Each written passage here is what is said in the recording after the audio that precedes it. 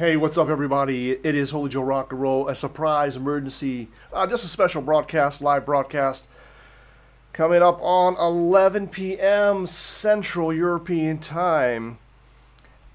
Today, and the reason why I'm doing this special broadcast is today I had the third person in Poland ask me how many kids do I have here, and then say, oh, you're rich because of the 500 plus program. And I said, you know what? It is time to do a video on the 500 plus program and explain something to you people who don't have kids, or your kids are fully grown, or your kids are with your ex-wife in another country, like in Germany, and you have no idea what you're talking about, or you people who have no kids and think that this 500 plus program is a bad deal. Okay? Now let's get into it. I can't tell you that I'm an expert on the 500 plus program. I can just tell you what I have come to understand, come to know. What it is this. In Poland, the birth rate in Poland, at least according to this article here from March 6th of 2016, was around 1.35, I think it is, which is definitely below sustainable levels. Only Czech Republic, I think Romania, Lithuania have a lower birth rate in the EU, at least as of the time of this writing. Now, Polish people who go to other countries, like the UK, have a birth rate of about 2.3 or 2 point something, so 2.13. which is well above the British average. So what that's saying is that when Poles, I guess, maybe feel more financially secure, I don't know what the word is, they tend to have more babies. Okay. That's just a fact. I don't know how to really read into that, okay? But unless you're dirt poor in Poland, basically you have absolutely no money, you will not be getting the 500 plus if you only have one kid. Okay, so this is not really, it should not be used as a welfare program for unwed mothers. And that's the only, I wish there was a caveat on this program that said you had to be married. You had to be married to get this benefit. That's the only problem I see with this program. Okay, but off the jump, okay, I wanted to say that if your only income is 500 zlotys per month and you have one kid and you are, for instance, a single mom, you definitely are not going to survive off of that. Okay, TJ's in the house. Thomas Jefferson, welcome. Yeah, man. So 500 Z's is not enough to make a difference for one kid, okay? But obviously, unless you're dirt poor, you're not going to get 500 kids. You're not going to get 500 zlotys for your first kid. Now, it almost doesn't matter what you're making. There is a cap, right? If you're making a lot of money, you're not going to be qualified for this program. But for the most people, which are in a sort of middle class range in Poland, surprise, surprise, people. Most people in Europe are middle class. Most of them are. Although I have heard that 10% of German people are making less than 1,200 euros a month. They are considered poor, and they are German, white people. So I did speak to one German guy, just a quick aside, I hate to digress, but he said he had no tolerance for those people because basically in Germany, if you're a German citizen, you can get trained, you can get educated, you can go to college pretty much for free. Even though there are some fees involved, it's pretty much they'll pay for it if you have no money. And he really had no sympathy for those people. Okay? But anyhow, yeah, tomorrow is the 4th of July, big day. It's 11 o'clock. It's 11 o'clock in Central Europe. This is Holy Joe Rock and Roll. Knock, knock. Clock, clock. Okay, so let's get back to this 500 plus. So yeah, So that's the first thing, is that 500 zlotys per child is not going to really, it might help you. Let's say you have no money and you get 500 Zs a month. That is bullshit. That's not going to be enough. Okay, that's just bullshit. Okay, but the second part of this is, if you are working in Poland, as I am, I just did the quick back of the envelope calculation, and probably a little over 30% of what I make is taken away in all kinds of different taxes. Okay? So 30% of my income is being taken in taxes, whether it's, you know, socialized medicine, retirement, whatever. Whatever they are. And then at the end of the year, I'm usually getting a very small refund, just like in the U.S. it would be. I mean, and honestly, it's plus or minus a few percentage points is what I was getting taxed in the U.S. And I don't have any special exemptions here except for, you know, my kids. That's really it. So that's number one. But number two is the money that is going to my wife, because she's the one who applied for this program, is basically money that I already paid in income taxes or in whatever withholdings. Okay, see what I'm saying? So it's not like it's free money. It's money that I earned, but I was taxed, and now some of that money is coming back to my wife. Okay, that's how it's working out. So, I mean, how was that? You know, a super benefit. So I had to school this guy who said, "Oh, you're rich. Oh, you have the 500 plus program," and I'm like, dude, I work here, I pay taxes, some of that money now is coming back to my wife. How is that? Give me a break, man. It's not changing our life. Now, I have super sperm. I have a medical condition known as super sperm. So if you are ovulating and I have sex with you and I ejaculate inside of you, you will get pregnant. All right, that's a guaranteed fact. Well, let's just try. If you're beautiful and young and sweet, we could try to see what happens. But so far, that has been a survivalist strategy that seems to be working. Seems to be what's happened. I'm just being honest, man. I'm just being honest with you people. So, where am I going with this? Where am I going with this? The thing is, man, that's number one. That's number two. Number three. Okay, the fourth point, this is totally unscripted. I just got pissed off about this 500 plus shit that I had to go live. So 500 is not enough to live off of. If you're working, you're paying taxes, so some of that money is coming back. So I would just consider it like a tax break or a reduction in my already high taxes, right? That's really what I would consider it. It's not something you're going to get rich off of.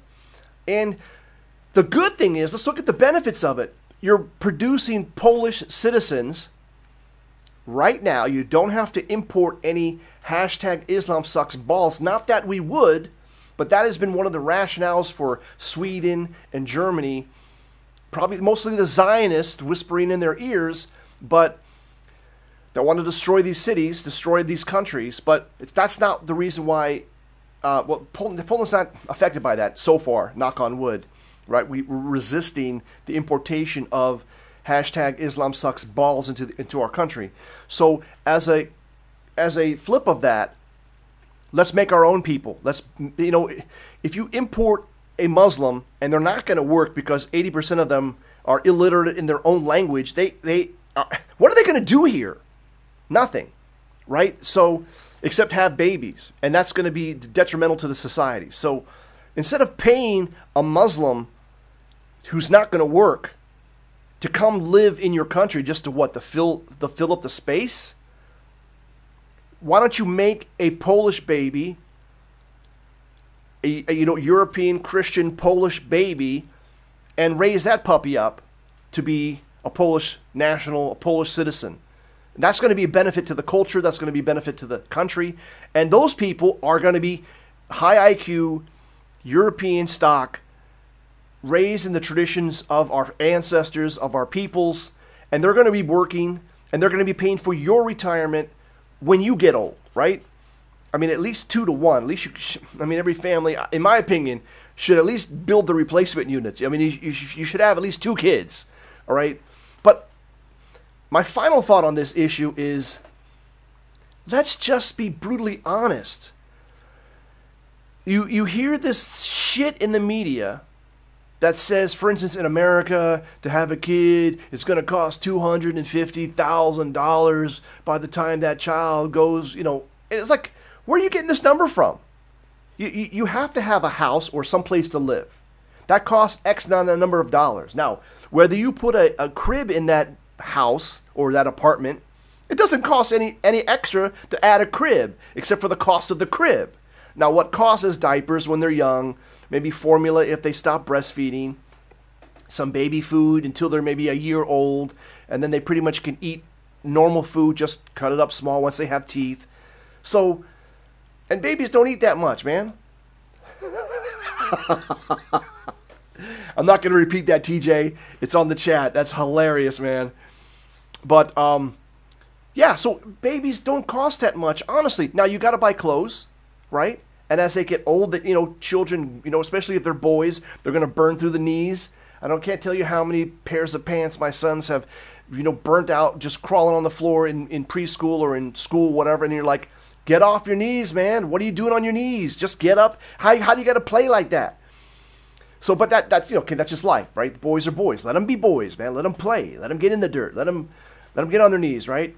Girls are not going to be doing that. They just socialize differently. Let's just be honest about it. There are only two genders, and hashtag Islam sucks balls. It's one of the lyrics in Free Speech. But I digress. Children don't cost that much. Let's be honest. Now, if you choose to drive your kid to soccer practice, 3 times a week, that's your problem. That's your deal. Why are you even doing that? Why are they not, you know what I mean? There's all kinds of extracurricular activities that don't have to cost a lot of money. And if that's where the cost is coming from, I don't see where that cost is. College education today, unless you're going into electrical engineering or civil engineering or you're going to be a doctor, the college is online now. The college is online. It's basically free. Open up your browser. Get educated. There's so many free or low-cost curriculums, from MIT, from Harvard.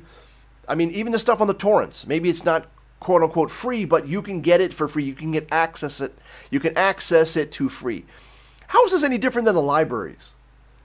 When I was growing up, I'll tell you, my parents were working, so I would leave school and I would walk to the library and I would sit in the library and do my homework. Now, what I would do is after a while, if I finished my homework, I would get kind of bored and I would walk around the library and I just pull out a book, random book on different subject, and I'd start reading it. That's kind of like the internet today.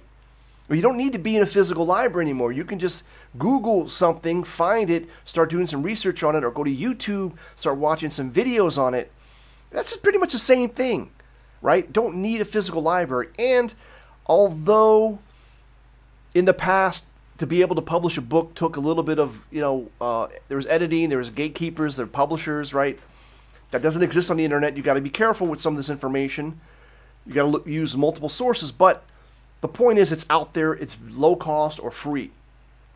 There's also a lot of academies and educational stuff. I predicted this probably in 1995, that there would be universities online. And I remember call-in shows, and nobody cared.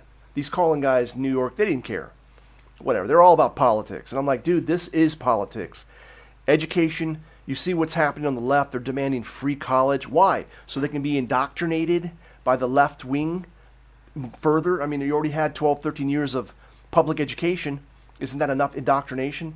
College is already free, essentially, if you just open your eyes, get online. So in Poland, it's even less expensive for college if you wanted to send your child to university.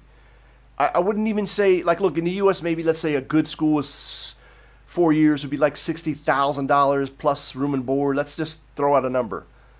It would not be 60,000 Polish zlotys for, probably would be a 5-year program here, because most programs are master's programs that take 5 years. it's not going to cost you 60,000 zlotys. It probably would cost you, I mean, if it did, that's including room and board, in as long as, assuming that they're not living with you and going to school, right? So that's my thoughts on this 500 plus. 500 per child is not enough to live off of. It's nice. It's nice to have. It's a better cushion, right? Because I obviously give my wife an allowance, right, to take care of herself and buy stuff around the house, right? So this goes directly to her. Now, I argued that, hey, I should get a discount on the allowance, right? I should pay you less on the allowance because you're getting this money from the government, which is really coming from me anyhow. It's going back to you. But it's whatever. I didn't want to. You know what? It wasn't worth. It wasn't a hill to die on. Okay, it wasn't a hill to die on. So I just let it go. But the next topic that I'd like to talk to you about while I got you on the live stream, I think this is the way to go, man. Just bust out live. Is a movie that came out in February, and I'll try to get it on the IMDb.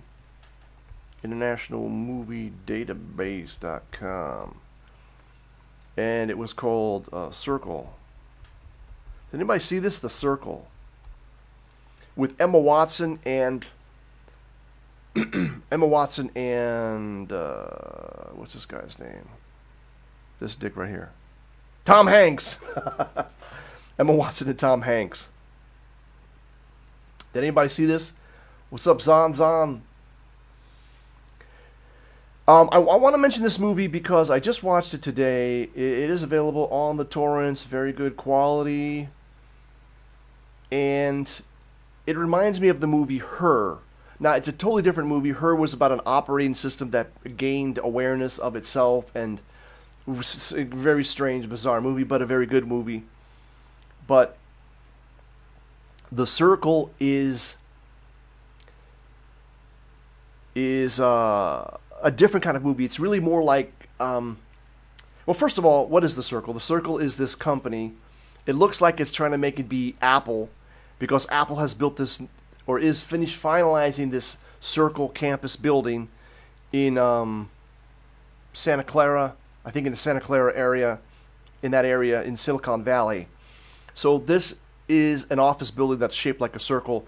And then, of course, this Circle logo is on the back of their laptops, which looks like a MacBook or MacBook Air, only it's got a circle on it and not an apple.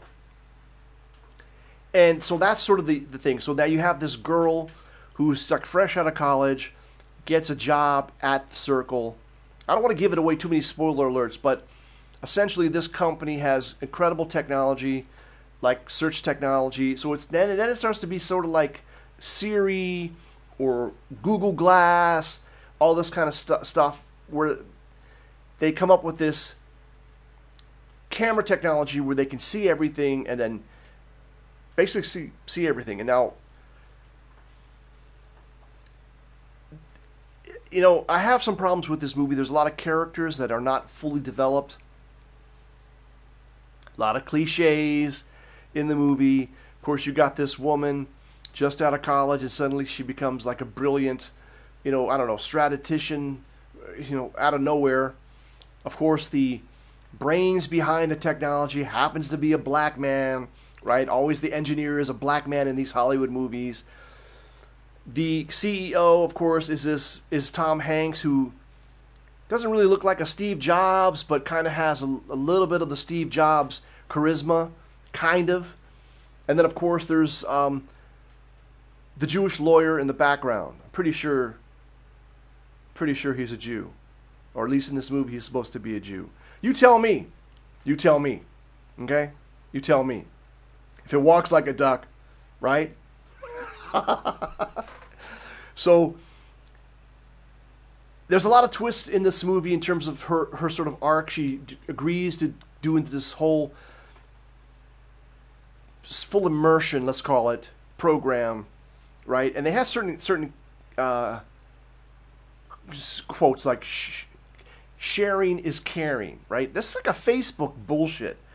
So anyway, what I really want to say is, look, I don't want to give it away, but if you're on Facebook, you should delete your account immediately. I haven't used Facebook in years.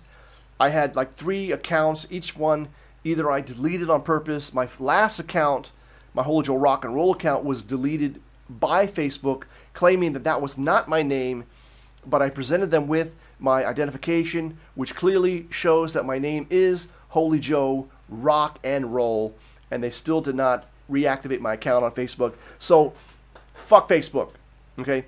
Don't share any shit on Facebook. Twitter is enough. In my opinion, Twitter is enough, and if you're doing videos, YouTube, of course, is the platform, or vid.me is a platform. So, anyhow, it is an interesting movie, but I think the great takeaway is stop sharing your personal information. You have to have some privacy in your life. Stop oversharing. Nobody gives a shit what the hell, how big your shit was last night, or, really, what you ate, for lunch. I mean, maybe if it's something special, okay, I understand that, but every single day, I gotta see what you ate?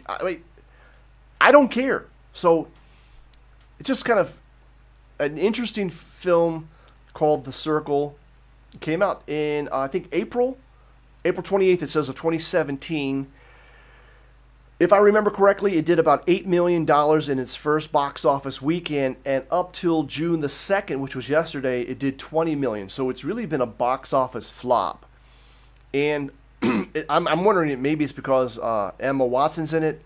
I mean, she's a social justice warrior. People maybe are turned off by her, and also Tom Hanks. I don't think he was very supportive of Trump. Just so maybe that's an issue. Maybe people are just not into this. But we'll see what happens with that.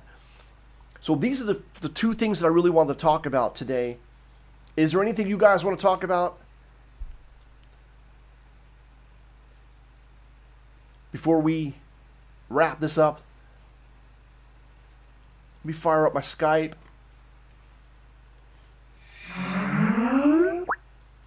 I'm at HolyJoe Space Rock on the Skype tip. If anybody wants to call in. Also, I just want to let you know I have a new Patreon account. Patreon/HJRR for those that you would like to support this channel. It could be as little as $1 a month. Seriously. I would really appreciate that. Appreciate your support. And I appreciate the people who have supported this channel thus far. I just want to drop another name.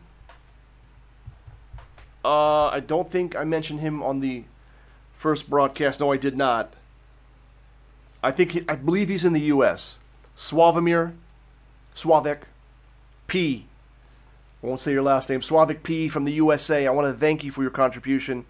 I will be sending you a copy of the 5 definitive CD set as well when that's ready. Oh, real quick, do this live. I did a video on it. Here is a copy. Well, I'll try to get a good angle. Here's a copy of I Hate Commuting to the City. This is what I'm planning it to look like. This is a real deal version. It's in a jewel case with the UPS code. I mean, I have my own UPC code, Universal Product Code. This is the real deal. So it's for retail sale. Inside, this is I Hate Commuting to the City, my first album. What it'll look like. Pop the disc, and on the inside you got HolyJoe logo, HolyJoe Rock and Roll logo, and that'll be like that pretty much. I think for all 4 albums, that's the plan. And then the jacket pops out. Hang on a second.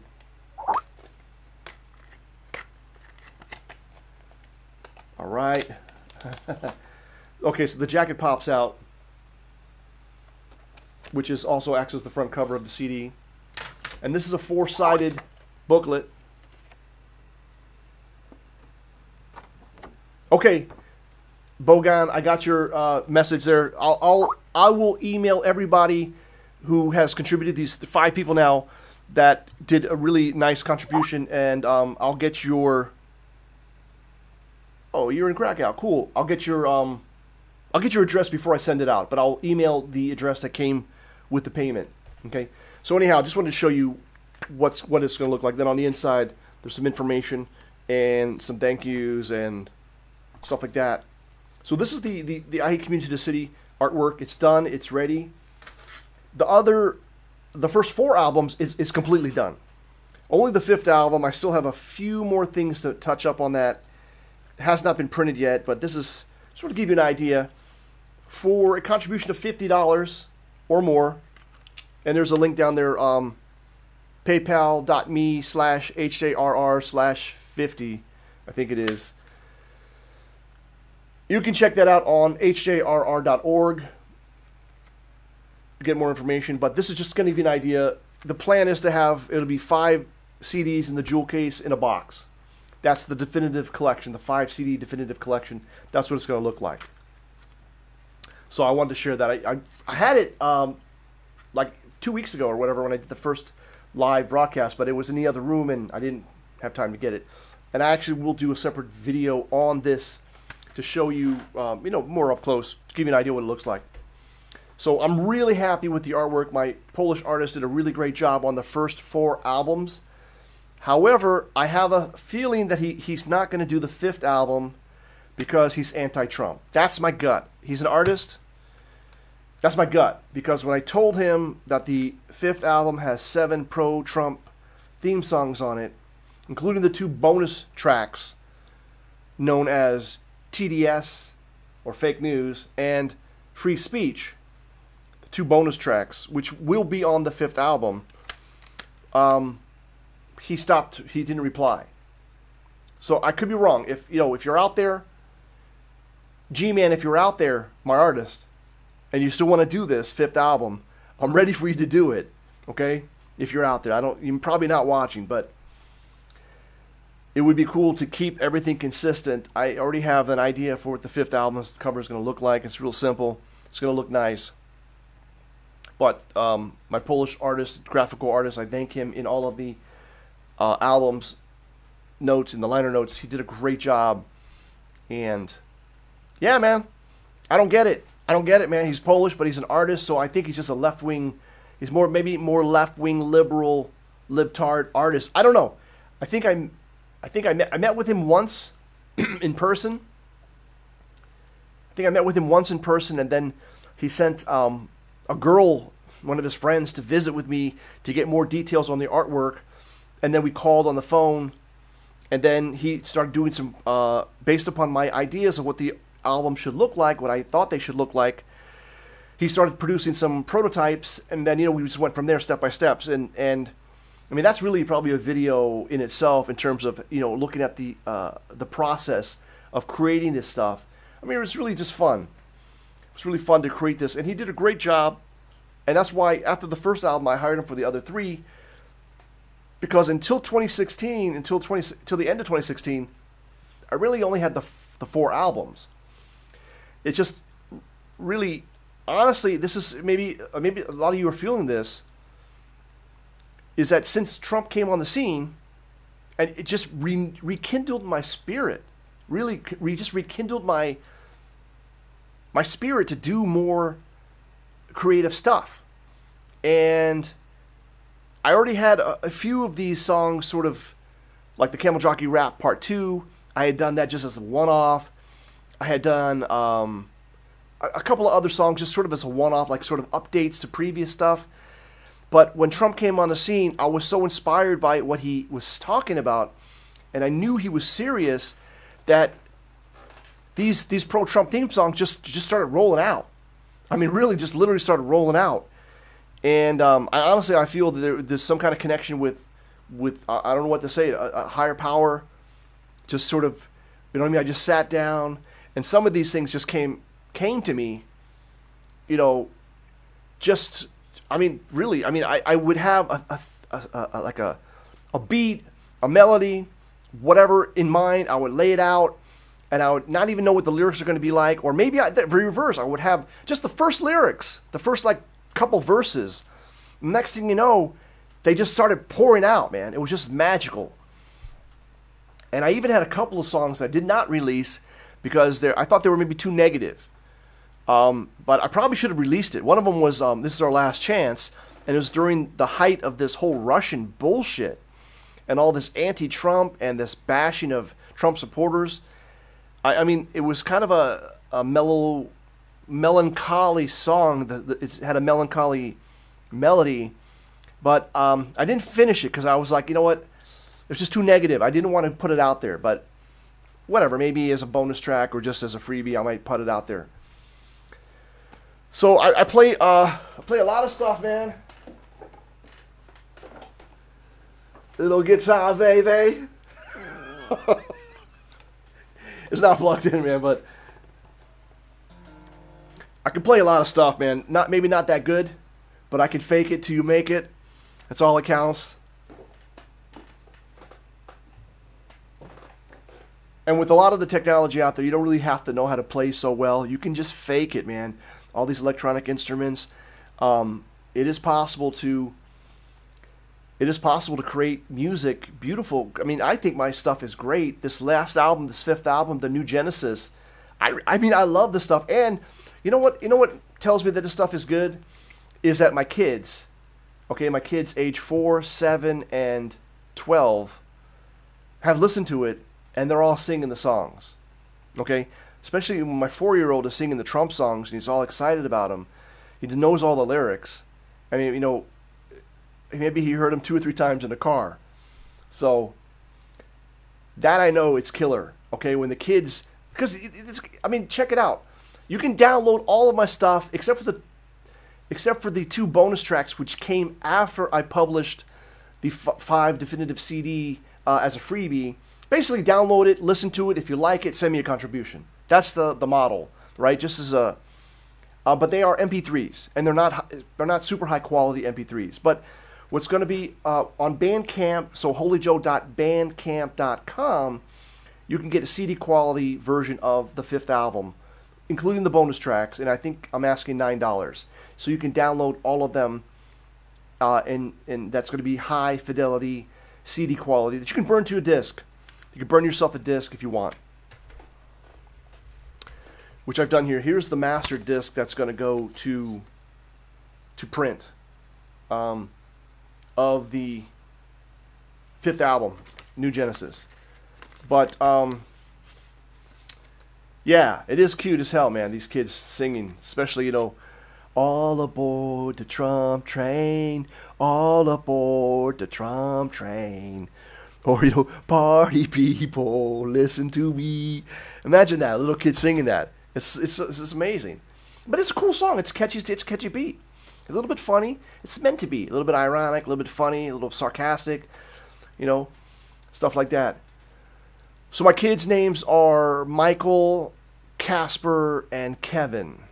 I have a daughter named Susanna. She's only 4 months now also.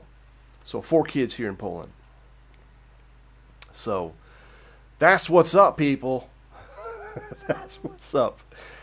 I know I have some more super sperm in me. I could definitely make some more beautiful babies. All my kids are beautiful. I'm not bragging.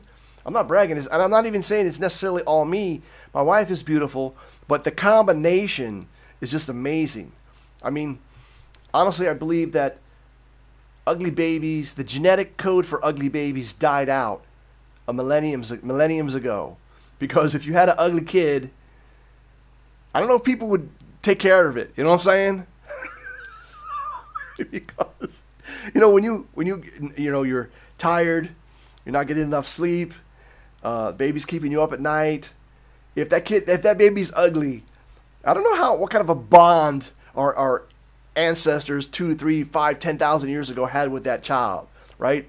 But if it was a cute kid, you better believe they would have,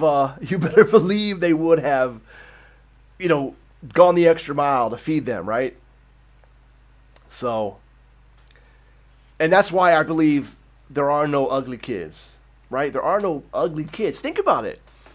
Even kids of different races, which you may not be interested in, let's say, the adult version of that race, or you're not even interested in, you know, you're heterosexual, right? But I look at some kids from different races, like little boys, and you're like, they're so adorable, man. They're beautiful, right? or whatever. I'm not even, don't even, that doesn't matter. I'm just saying, but even, you know, whatever, all kinds of babies, little kids, they're beautiful, right? They are beautiful. And I think that's part of the, I don't know, it's got to be something biological built in that you want to have. The beautiful kids are the ones that stay alive because they're beautiful, right? I'm just saying, it just kind of makes common sense. Like if there were ugly kids, people might have not taken care of them and they would have died off. And but you see that, look at kittens. Kittens are so adorable. Or even little baby puppies. They're so adorable. Is it, you know, if we're supposedly coming from a single genetic origin, right? Maybe there's something to that, right? Maybe there's something in the genetic code that makes that happen. Or maybe that's just something from God, God's plan, that babies would be beautiful so that you would take care of them, help encourage you to take care of them. So, anyhow,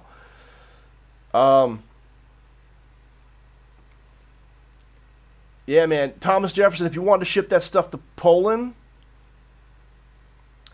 if you shipped it by air freight, I mean, not air freight, forget about air freight, it'll be quick, but it'll cost you a lot.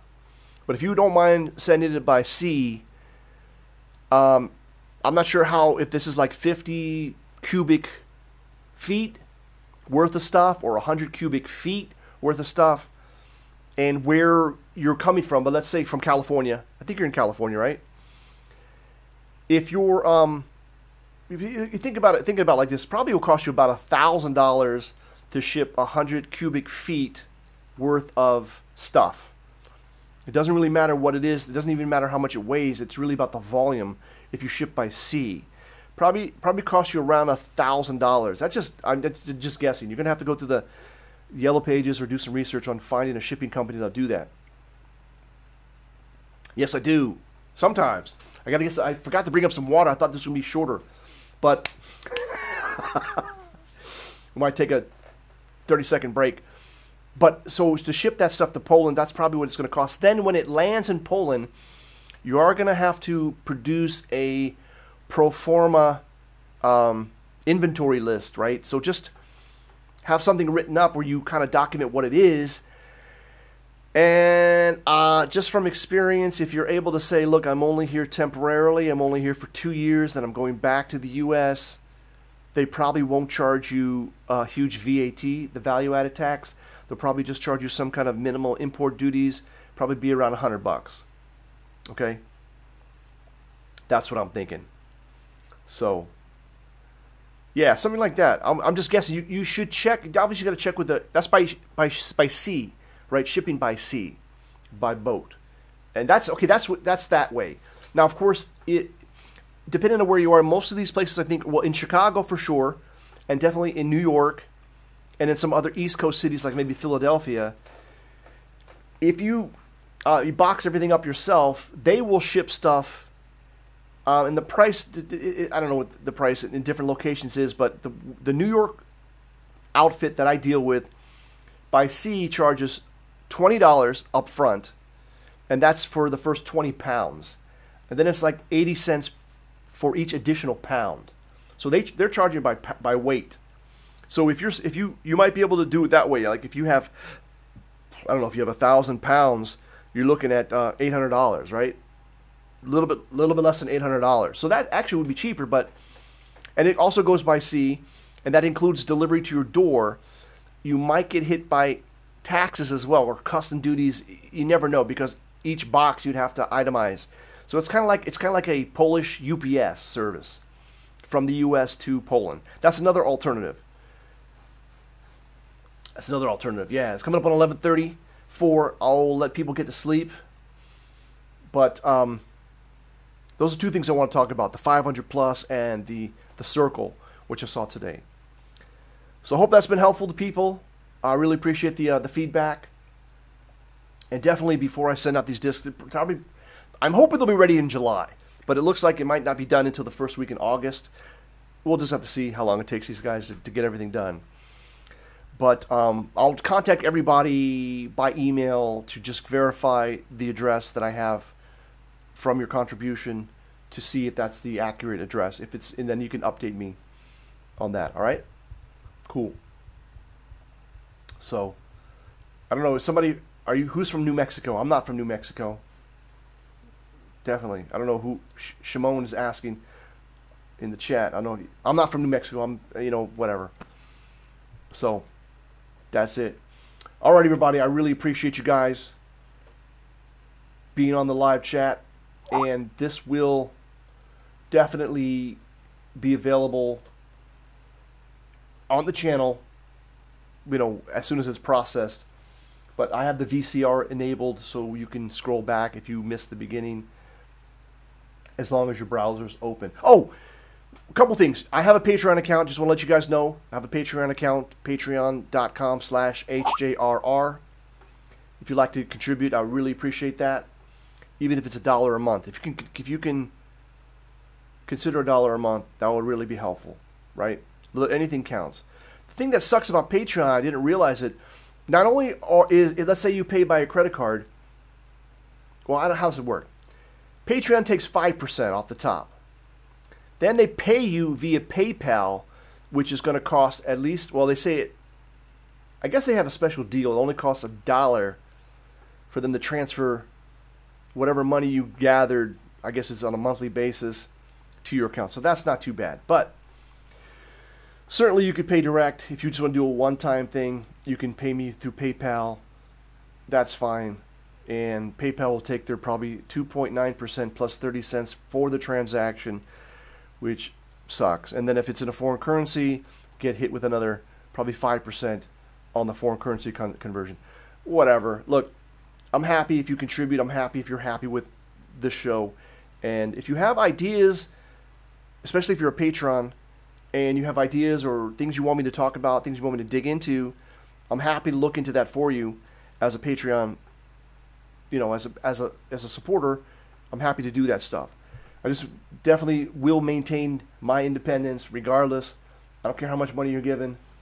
I will maintain my independence and journalistic integrity 100% of the time.